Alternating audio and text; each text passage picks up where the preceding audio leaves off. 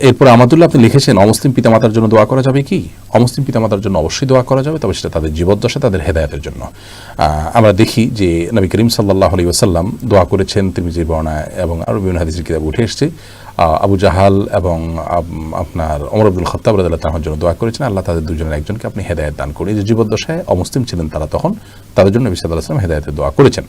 তবে মৃত্যুর পর তাদের জন্য আর ক্ষমার প্রার্থনার দোয়া করা যাবে না যদি তারা অমুসলিম অবস্থায় মৃত্যুবরণ করে থাকেন। এ বিষয়ে সূরা তওবার 113 নম্বর আয়াতে আপনি দেখতে পান, সেখানে আল্লাহ তাআলা বলেছেন, মা কানা লিন-নাবিয়্যি ওয়াল্লাযিনা আমানু আইয়াস্তাগফিরু লিল-মুশরিকিন। নবী সাল্লাল্লাহু আলাইহি ওয়াসাল্লাম এবং ঈমানদারদের জন্য এটি শোভনীয় নয়, তাদের জন্য জায়েজ নয় যে তারা কোনো মুশরিকের জন্য ক্ষমা প্রার্থনা করবে। কারণ আল্লাহ রাব্বুল আলামিন শিরক অবস্থায় যদি কেউ মৃত্যুবরণ করে, মুশরিক অবস্থায় যদি কেউ মৃত্যুবরণ করেন, সেই অবস্থায় মৃত্যুবরণ করলে তার ক্ষমার অপশন বন্ধ করে দেন, অতএব তার জন্য ক্ষমা প্রার্থনা করা জায়েজ নেই।